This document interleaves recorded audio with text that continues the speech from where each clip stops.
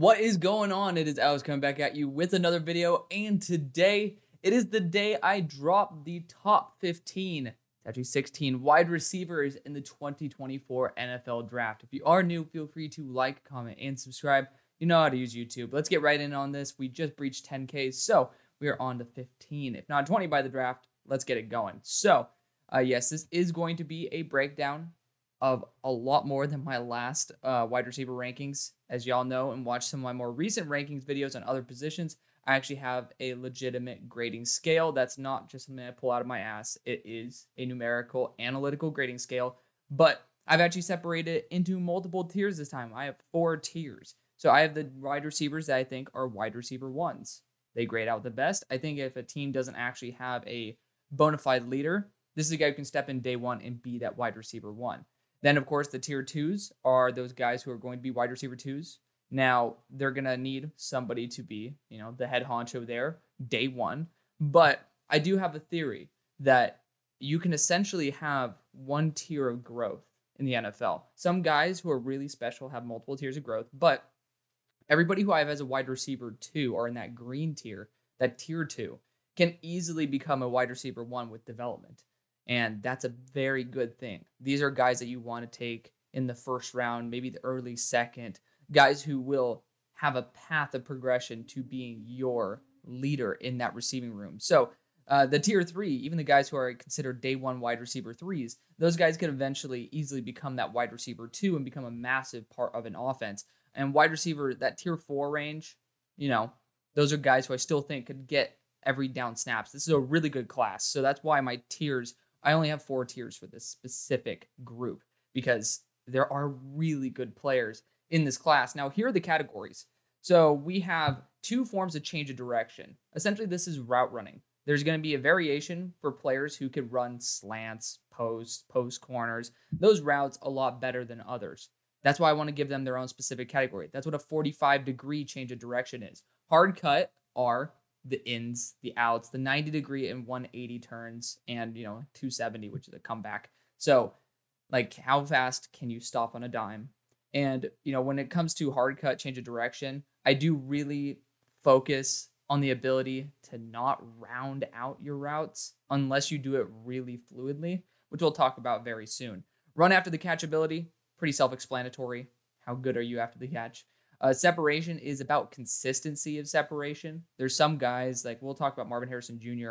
at the end of the video, but Marvin Harrison Jr. is great at creating micro separation, which I love. But there are also quite a few times where you're not necessarily generating the separation that, you don't need to generate separation to actually be good and in position.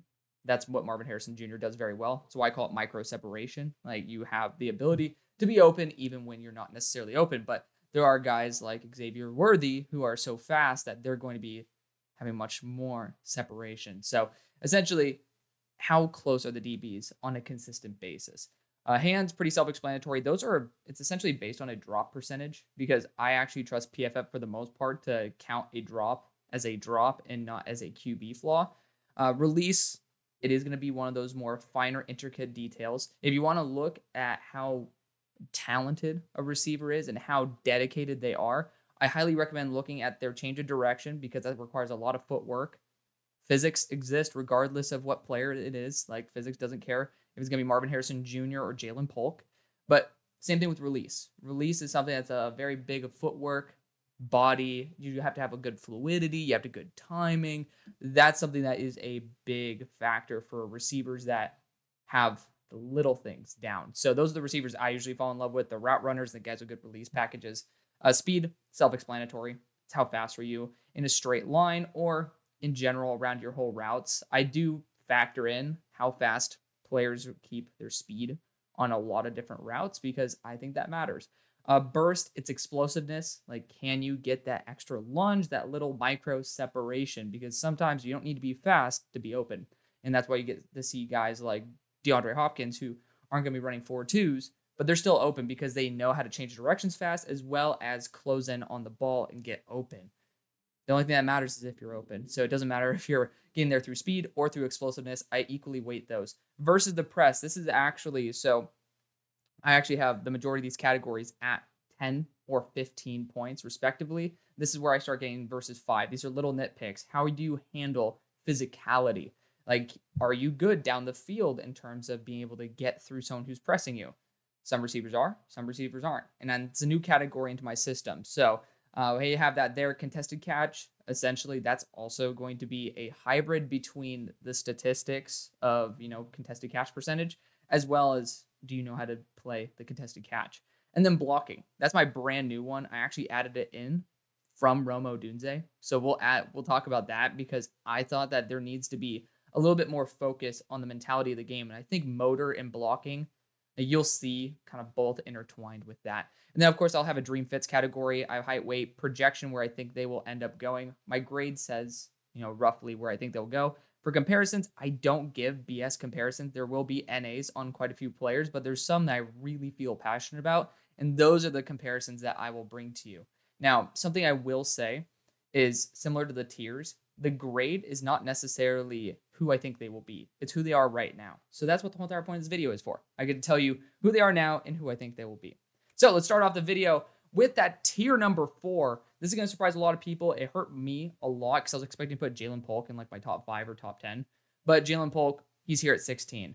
Just for clarification, anything C and above is really solid. I'm a very, very big pain in the ass when it comes to grading. I'm very harsh. I like to give credit to those who really do have that unique ability because I think the unique players are the ones who end up succeeding in the NFL. I like Jalen Polk. I think that he could be a wide receiver 4 on a roster and then end up being a true wide receiver 3. He was wide receiver 3/wide receiver 2 on Washington, right? So Jalen Polk's a good player.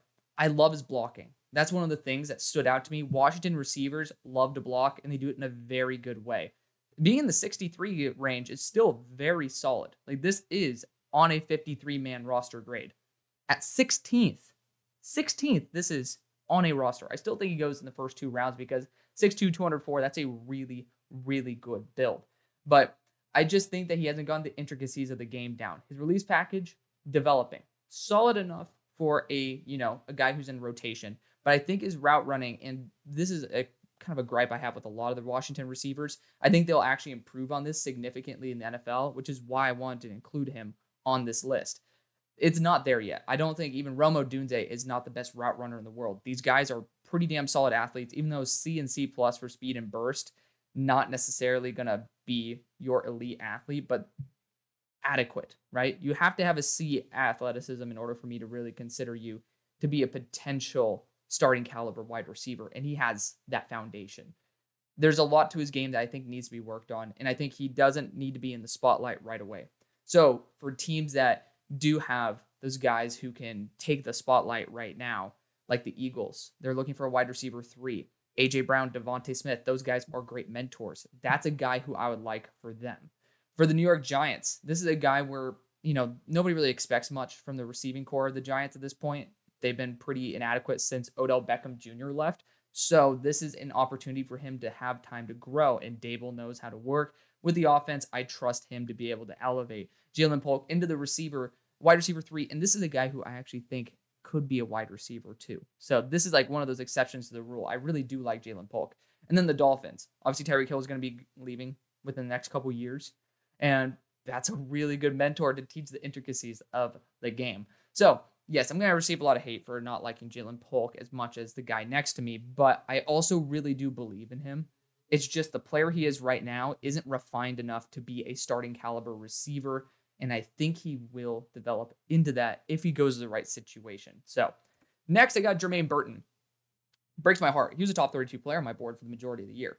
The more I watched him, the more I saw this guy did not put the effort forward. Now, this is similar to what I'll talk about with Marvin Harrison Jr. When you have a bum for a quarterback, it is kind of tough to put your all out there every game. I think Jermaine Burton could be one of those guys who pushes that wide receiver 3, if not that wide receiver 2 tier. But I just didn't see it this year.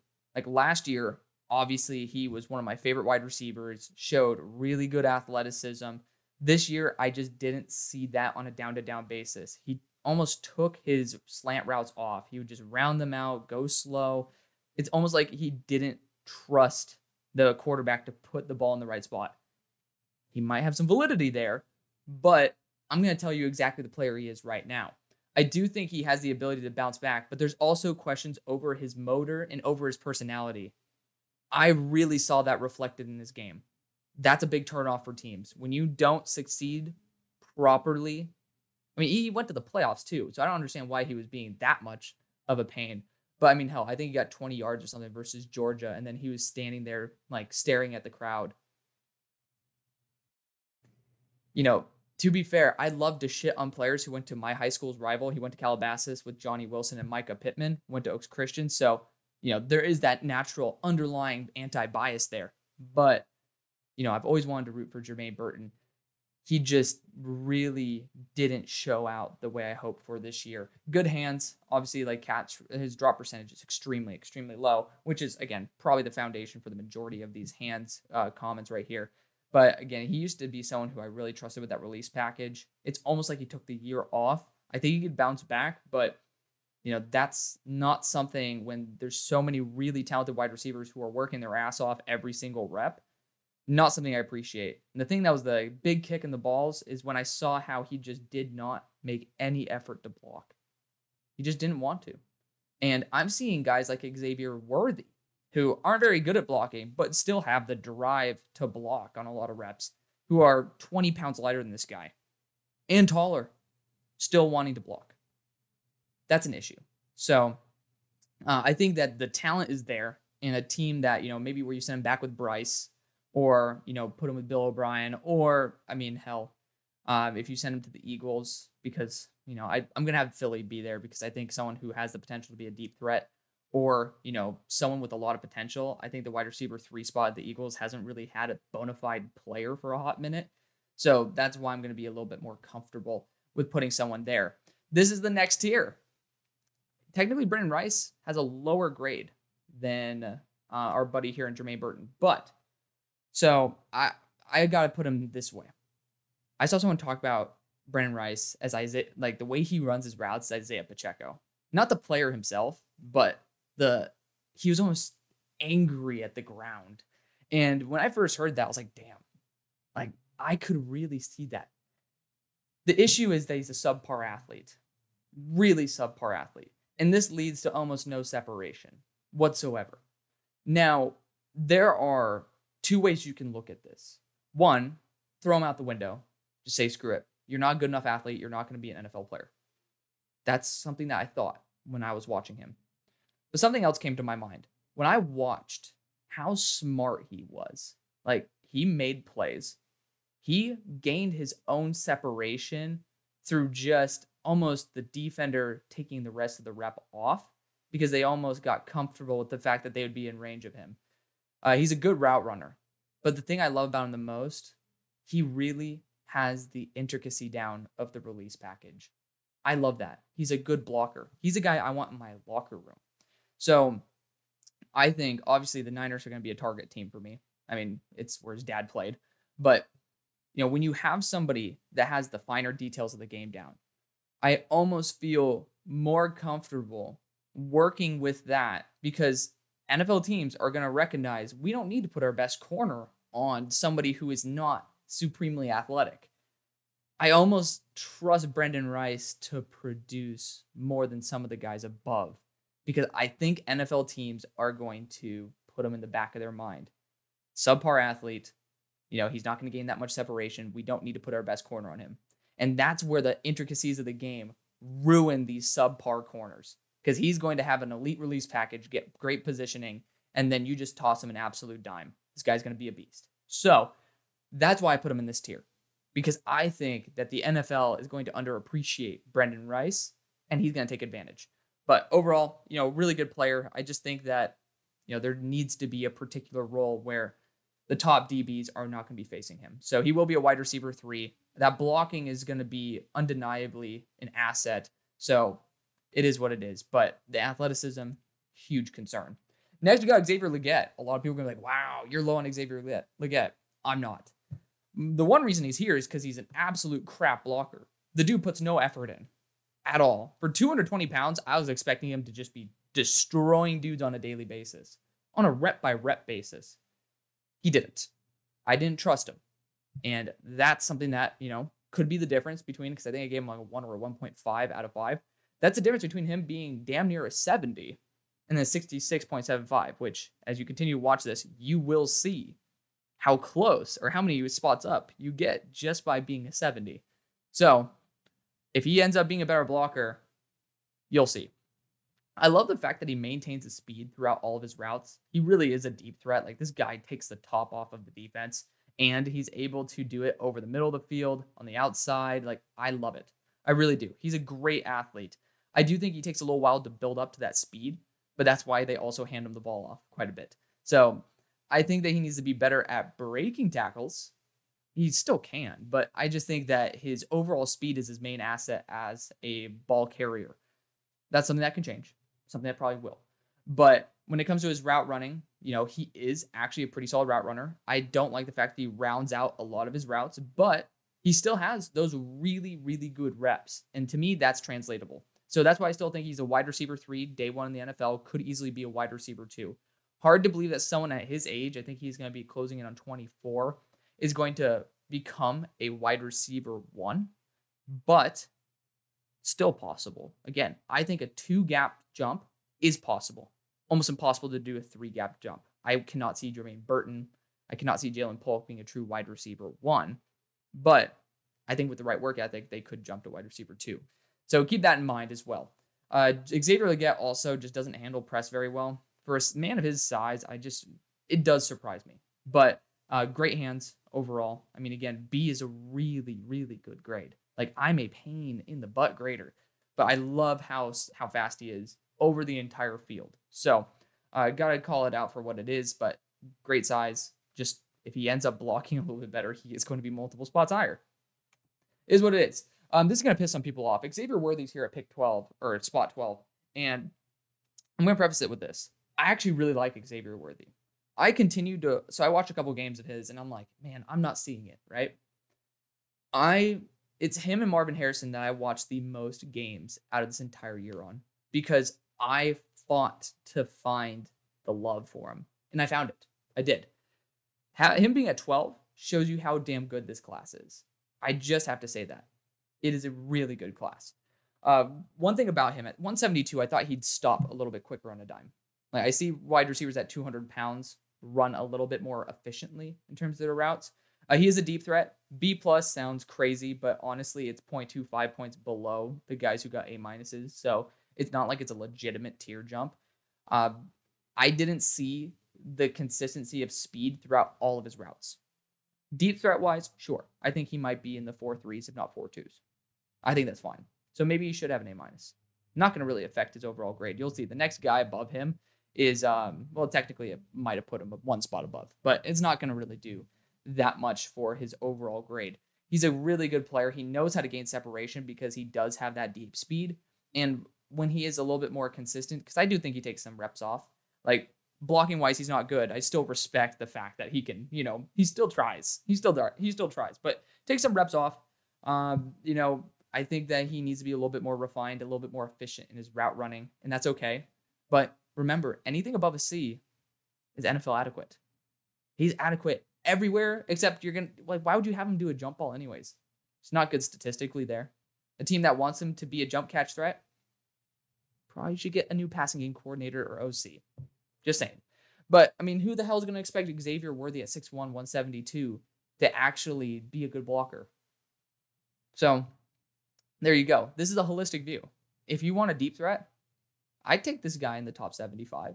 I'd be willing to, because he fits the role very, very well. I just don't know how many teams are really looking for that. The Eagles are one of them. If you want to replace Tyreek Hill like the Dolphins, that's another one. And then the Niners, I mean, I'm going to put the Niners here. And then the Niners are going to be in need of some wide receiver help. Jennings going to be gone. Ayuk might even be gone. Like, they do need to get a little bit of help. So, at number 11, again, these guys are all in the same tier. Please remember that as well. There's not massive talent jumps, because this is, 0.25. Actually, I misscored this one. Malachi Corley is 67.25. He's not 67.75. Doesn't matter. Basically, I actually messaged Brett Coleman in September of this year. I was like, dude, I'm seeing flashes of Rashee Rice. A little bit worse, but still Rashee Rice with Malachi Corley. I love Malachi Corley. I think that he's unbelievable after the catch. I think he's a very, very solid athlete. I don't think he has the routes down. Now, there's that one rep of him versus Quinion Mitchell. Awesome. But that was Quinion's fault because the dude does not know about the fact that he needs to keep his shoulders square to the receiver. I don't know why, but that's a gripe I have for when we do the corner video. Malachi Corley is a great player. And as a wide receiver 3, if you want him to be that guy who catches a screen, takes it to the house, this is your dude. He is a very good player. The fact that I have him here at 11 and have an undying love for him really does show how much I appreciate Malachi. I think he's too role specific, however, to be a wide receiver 2 on a team. So I don't think if you have a DJ Moore, this is going to be that wide receiver 2 that you're looking for. I think you need one more guy, and then Malachi Corley is that nice little cherry on top that brings everything together. Like you got your ice cream, and then you got your chocolate sauce. You now need your cherry. You know, you could get a good tight end that's like little peanuts and shit, but beside the point. This guy's reliable. He's not going to drop the ball. He's really good after the catch, and he's a good athlete. I'd be willing to work with that. I'd take him in the 3rd round. I'd be a huge fan of it. So even though he does have that 67.25 grade, I still think in the right offense, especially like the Eagles, because they like to use their wide receiver 3 for screens, that's something I really do love. So that's going to be my thoughts right there. He has a bona fide role in an offense. I just really need to trust the offensive coordinator to use him correctly, just like Rashee Rice. I didn't trust everybody to use Rashee Rice properly, and then he went to the team that I thought would use him the best, and now he's a really good player. So I think the same thing could be true of Malachi Corley. At number 10, we got Ricky Pearsall. So Ricky came onto the scene, and he actually surprised me quite a bit.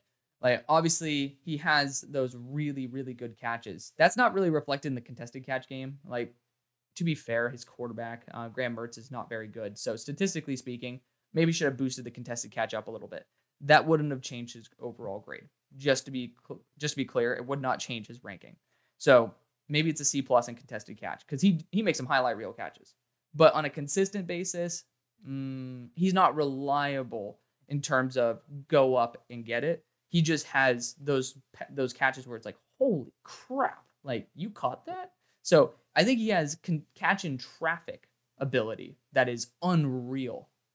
Maybe not the contested catch. Like I don't want to throw a goal line fade to him every single time. I think this guy's the guy where, you know, if I need to throw a hospital pass, this is the dude I trust to maintain possession through a very difficult catch process because his hands are ridiculous. Great hands. You know, he is very fluid as a route runner. Again, not perfect, but I think my biggest issue with him was inconsistency. Like his route running was honestly hit or miss. There were some routes where it's like, wow, nice. And during the Senior Bowl, like people will get enamored by these receivers who end up running these, you know, elaborate patterns and scare the crap out of DBs and get wide open. You don't have that timing in the NFL. You got to be open in like 2 seconds. Ricky is a master of being able to get open after 2 seconds. His release package is incredible. Like, honestly, tip my cap to him. He's a good athlete. Like, there's nothing that he does wrong. You see, there's not one category that's a D or like D+ or below. So he does everything well. Now, the things he does spectacularly is he's a fluid slant guy, essentially. Or one of my favorite routes that I've seen quite a few players do who are not necessarily the best at those 90-degree cuts.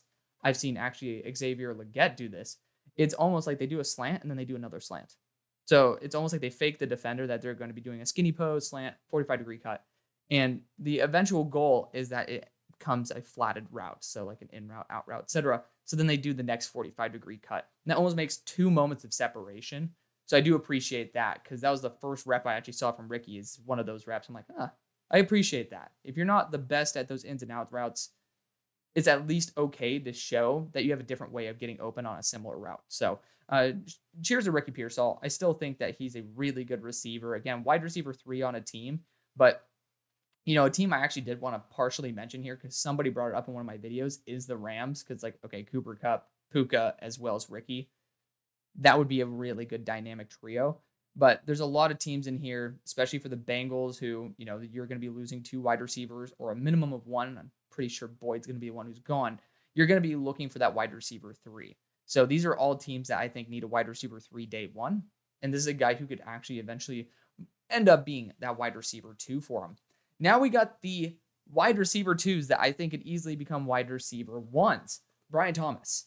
And I want you to watch that overall grade.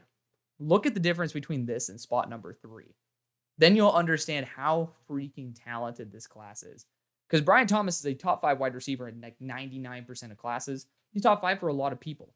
And he is extremely close to being a top 5, if not a top 3 receiver on my board. So again, keep that in mind. When you see the number 9, that's why I made these tiers list. Because he really is that close. So he still needs to work in terms of his route running, right? Like he has really solid routes, but to be a wide receiver 2, if not a wide receiver 1, you need to be, well, actually, he already is a wide receiver 2, according to this. A wide receiver 1, you need to have a little bit more of a development, which I've seen year over year. He's gotten better and better. And I think that progression will continue to go. He's one of those players, when I watch him, I'm like, this guy will succeed. I like him. I think he's a better version of Christian Watson. I wasn't a fan of Christian Watson. I'm actually a fan of Brian Thomas. Again, he's the reason I put these tiers in here, because I didn't want people to think that he was legitimately the 9th best wide receiver. I think he belongs to that wide receiver 2 tier. He's awesome. He really is awesome. I think he's an amazing complement for Rashee Rice or Stephon Diggs or, Rashad Bateman, Zay Flowers. Like, this is the final piece for those receiving cores. I really wish he blocked a little bit better. I do appreciate the blocking that he does, but I think he needs to get a little bit more consistent in terms of the power of the block and a little bit more of the control. But, there's just nothing that he does really poorly. This dude takes the top off the defense. Every route he runs is extremely fast. This guy's a great player. I'm happy with him in the top 32. And this is a guy who I was actually quite lower on. And I was like, you know what? Let's continue watching more and more and more games. And I watched him versus the best of the best. And this guy still shows out. I think he needs to be a little bit more refined in terms of that release package and the route running, which still getting there, right? It's improving. But I'm saying right now, he's not that wide receiver 1 yet. He needs to be that wide receiver 2. So that's still very adequate for a first round pick. He does not need to be the head honcho of a franchise just yet, but I can see him becoming one. He's a really damn good player, 6'4", 205 pounds. Like, that's Marvin Harrison build, and he moves fast as hell. After the catch, still very solid. I think he needs to get a little bit more fluid in terms of breaking tackles, a little better balance after the catch, but this guy's a beast. Don't look at number 9 and think that I'm shitting on him. He is a really, really good receiver. Next, we got Johnny Wilson. So you'll see that there's a couple categories that get him up into this category. Y'all know he was my wide receiver 2 coming to the year. I love Johnny. Another guy who actually played with Jermaine Burton back at Calabasas. So even as an Oaks Christian kid, I have an anti-bias towards Johnny Wilson. I don't know what role he plays. I have a role on my board for where I think people, or like what type of position they will play, whether it's, just a standard boundary receiver, or whether it's going to be a number 1 X receiver, or, slot hybrid. I have him listed as no fucking clue. I honestly comped him almost to Darren Waller, because I think it's a receiver who is going to be a transition to tight end. He is really fluid in terms of his route running. He's very aggressive in terms of his blocking. His hands just suck. And he's not that fast. Like, that's his 2 issues. He's not fast, and he sucks in terms of drops.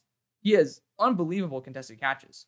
I don't understand why you can't catch a normal ball, but you can just catch, like, the most crazy catches of all time. But, it is what it is. He has the intricacies down. That's something that I love. He's a really fluid route runner. Like, you can see him change directions. Granted, it's probably because he's moving 2 miles per hour, but he still changes directions really damn well. And that's why I have all these other categories in order to make sure that we get a holistic view on the receiver. I do like the fact he can also create micro separation. That's something that I have a lot of respect for, is when, even though he is a little bit slow, he can burst out of a break and be able to get that separation. Whether he catches the ball or not, different question. I think he ends up going in the 3rd round. I would actually love for him to go to a team that actually has a tight end role open for the future, but also is looking for another wide receiver. And whether he fits as a longer-term receiver, maybe lose some weight, maybe down to 230, and then he can end up boosting that speed to, a C+, a B-, or he can go to a tight end, add a little bit of extra weight, and then just be actually a really athletic tight end.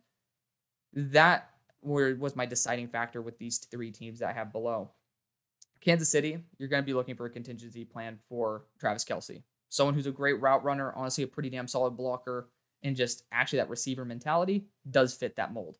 For the Giants, replacing Darren Waller in the long run, this could be a dude for you. And then the Jets, you need a wide receiver too, who's there in round number 3. This is a guy you take a shot on. You can pair him up with Zach Kuntz as well, potentially in the future. But you just don't find guys like this very often. Now, if he could catch, I think people would actually appreciate him a lot more. But he can't. So, I am a realist. I understand. I still think he goes on day 2 because it is very, very difficult to find someone who could be really unguardable. And he has the little intricacies down at the game. So, yeah, that's that. And then here's me and Lad McConkey. I love it. I got to meet Lad at the Senior Bowl. He's my wide receiver 7. Again, look at the grade. It is the exact same, and you will continue to see that as the board progresses. One of those super fluid route runners. Again, I'm not going to be putting comps for players just to give y'all a comp because I think that's lazy. Like, if I see a legitimate comp, I'm going to tell you about it. But, Lad, super fluid route runner. I think that he has the little things down in the game. His drop percentage, I think his hands need a little bit more surefire in terms of the catching. Blocking, another liability. And then you're not going to be trusting him with a contested catch, as you shouldn't at 6 foot, 185.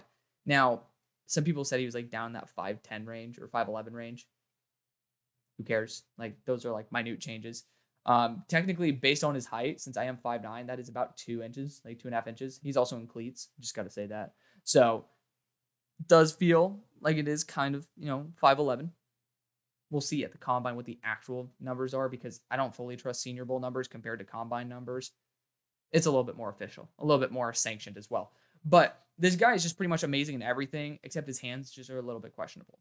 And that's what gets him to be wide receiver 7, which you'll see, again, how close he is to being a lot higher on the board. But amazing player overall. I think a team that is looking for someone who can play an elite slot role, an elite wide receiver 3, who has really good route running ability. This is a guy for them. So again, the Eagles, they met with him twice. The Falcons, if they get Justin Fields, I think Darnell Mooney plays this role. So you don't really need that. But until they do, it's a good role. And then the Niners, he would essentially be almost replacing Ayuk because of that route running ability and dealing with press very well. So now we got Rome Odunze. Again, peak the score. He's a beast. The whole entire reason I made a blocking category is because I wanted to show respect to Rome Odunze. I love Rome. Red zone Rome might be wide receiver 1 in this class. If you stick all these guys in the red zone, they only play red zone, might be the guy I go with over everybody because this guy is a freak show. But I talked about this earlier with Jalen Polk. I have an issue with Washington receivers and their route running. I think it's very unrefined, very inefficient, and I think that's going to get even better in the NFL. Again, this is based on the player right now. I'm fine with this guy being in the top 10. I really am. Like, I think this guy, with the right coaching, with the right mentorship, can easily become more fluid as a route runner. Now, those 45-degree cuts, the posts, the slants, the post corners, they're good. Like, he's already down with that. But when it comes to sinking the hips and just being able to drive out of those cuts, I think he needs a lot more work. And that's okay. Like, he has the majority of the finer details down.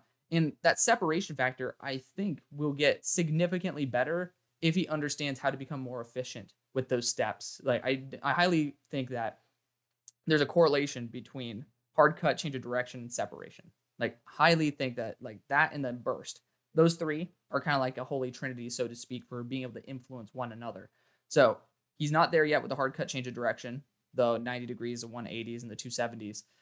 And he is there with the burst, which gives him an understandably solid, acceptable grade of separation. Again, C's are acceptable. C's get degrees, baby. Not for me, but that's what it is. So, really good hands. One of those guys that you always trust to go up and get it. I love him for that. And honestly, the best blocker in the class.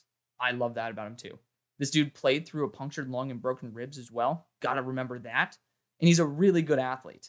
I don't think he's going to be, I think his top speed's amazing. But the speed throughout every single route, I think varies a little bit too much. And it's not calculated changes of speed.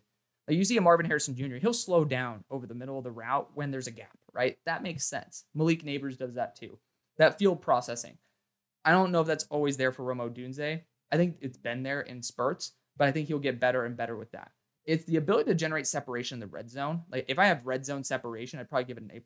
There's nobody who does it better. So big shout out to Rome. I love him to death. Again, one of those guys who I'd be proud to have as my wide receiver 3. He just needs to get the intricacies of the game down a little bit better. Then you got Troy Franklin. Again, these guys can develop into wide receiver 1s. I really want you to remember that. Like, that's what the green category is. The wide receiver 2 day 1, who will eventually, potentially, can develop into a wide receiver 1. Troy Franklin, look how close he is to those other 2 guys. Again, 73 grade compared to 72.75. Really not that big of a difference. This dude's hands are atrocious. That's the one big issue. Like, he kind of is Johnny Wilson at a much smaller size and a lot faster. So, there's a lot different. But, solid route runner overall. Yeah, I think he needs to get a little bit more refined with his hard cuts, but still acceptable for the NFL. Good after the catch, just not very big. So he also isn't really the best in terms of dealing with press, especially versus smarter press corners. That's like the bigger issue. You're not going to be going for the contested catches with this guy either. The hands just are not super duper reliable, which is why he fits MVS so damn well. And I think he's just a little bit better because I think his hands will become more reliable as time goes on. But fluid route runner, smart guy. Honestly, I didn't expect this. A really good blocker. And again, that's the difference between being wide receiver 5 and wide receiver 10 is blocking your ass off. That's a big deal to me. Even though it's 5% of the grade, it can be the differentiator between you being a wide receiver number 5 and wide receiver number 10. So got to keep that in mind. Really smart in terms of his release package. I love that about him. Again, that's going to be one of my little things I love about receivers. So continuing on, I mean, again, I don't really need to explain why all these teams I've already explained about would love a wide receiver too. I think you could kind of decipher that for yourself. But then we got A.D. Mitchell. So A.D. Mitchell is going to be my wide receiver 8. Continue to watch Xavier Worthy, and there was like a 30-second clip where I was like, damn, I did not give him enough credit after the catch or with his burst. So I just upped him half a point total, and that's what gets him from 8 to 4. So at a 73 grade, he technically is tied for wide receiver 4 with Troy Franklin, but I love his game. I do. He's one of the best route runners I've seen, especially in terms of changing direction. Just, he's so fluid. And the release package is unbelievable. Like, he knows how to be able to generate that separation, get into the right position, and be able to just catch the ball consistently. I love him to death. He obviously is a very solid athlete, but nothing special. I think he'll run in the 4.5s, but you know, the way he approaches the game and the way that he's so refined with his movement, that's what makes me believe in him. And it reminds me a lot of George Pickens. I don't really think he's as great after the catch as George Pickens has been. And I don't know if he's as athletic, but in terms of the little details, the finer details of the game, even the ability to just go up and get it, it does remind me a lot of him. Now, I don't like the fact that he does seem to take some reps off. Every receiver does, but I'm talking about the consistency of reps off and the effort on those reps off. Like, you don't need to go 100% of the time. That's wasting your energy. But at least go 50%.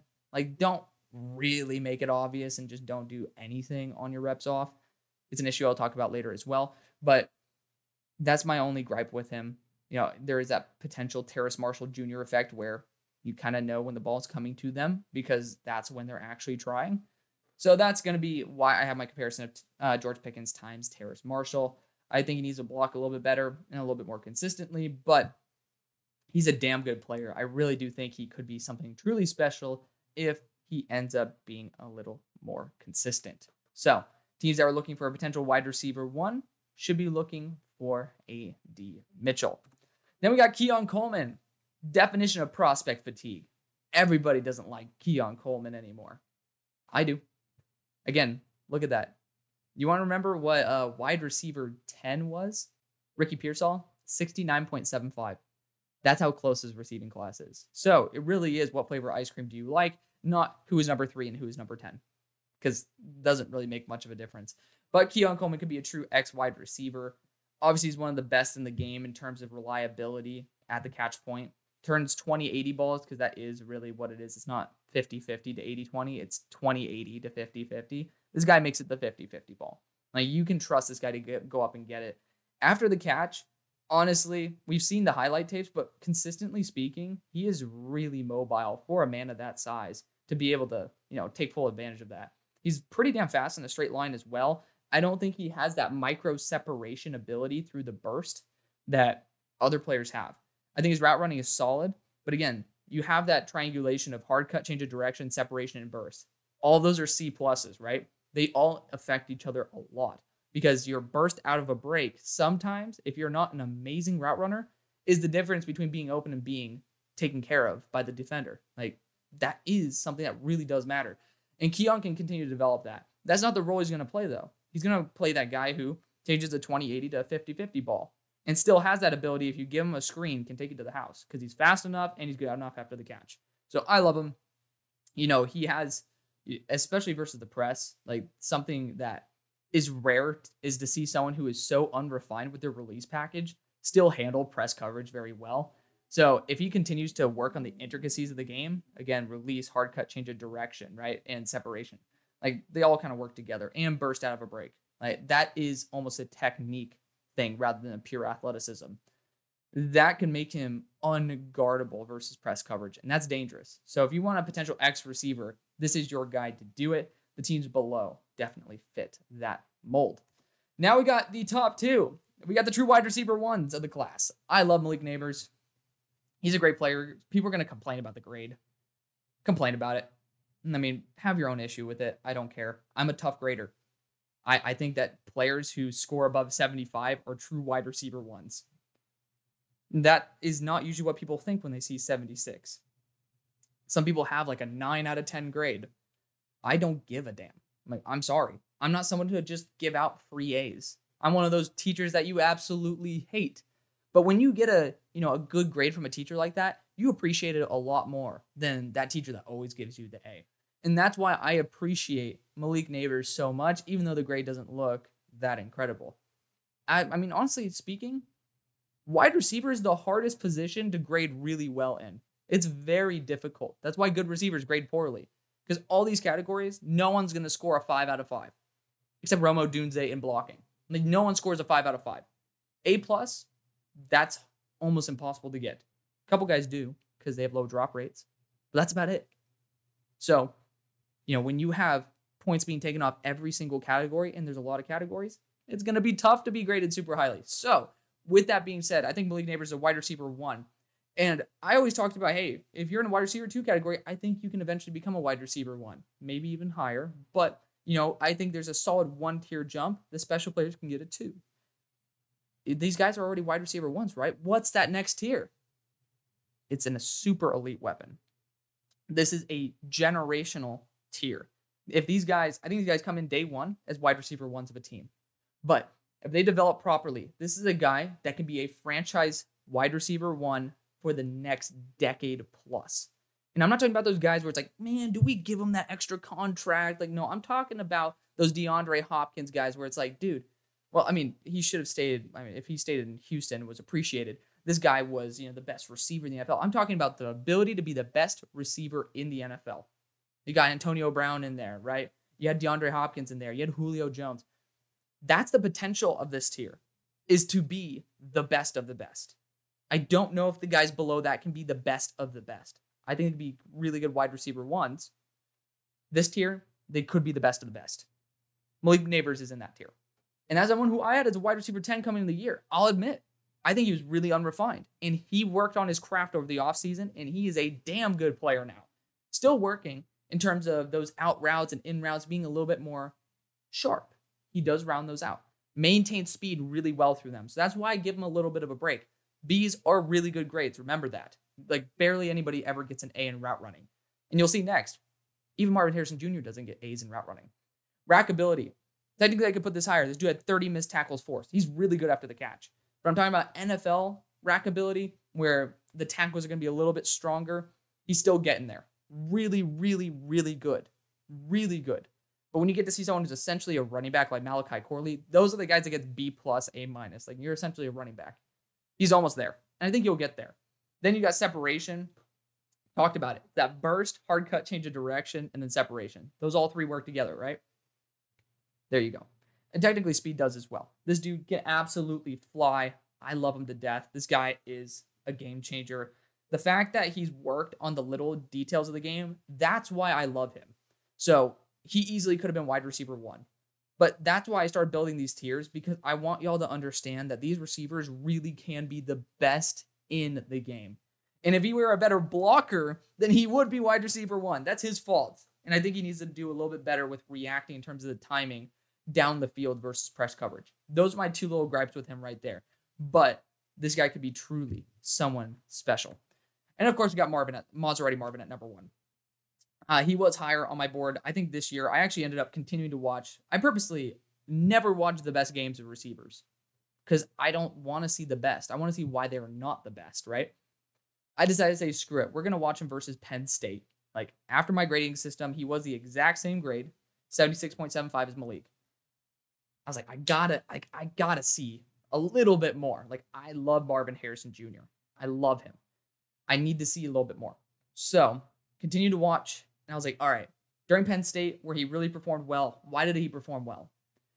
He looked like he was a little bit more in the game. Like, it mattered a little bit more to him. And to be fair, when I was watching how awful the future McDonald's employee is, the future burger flipper of the year for McDonald's, Kyle McCord was, I understood. I empathized with Marvin because there were a lot of reps where he took him off. A lot of them. Sometimes I think he should have been the primary read on some of those plays. So I have a slight issue with that. I don't even have motor listed as one of the categories. It's just something that's an intangible that I don't really factor in. But my big issue with Marvin is that he's just not fast. When I saw that game, I saw a little bit more burst out of the break. So that's why I wanted to boost him up a little bit. And I saw he was a little bit better after the catch than I gave him credit for. So I'm always looking to self-reevaluate and make sure that everything I say is as truthful and honest to you as possible. He's a very good route runner.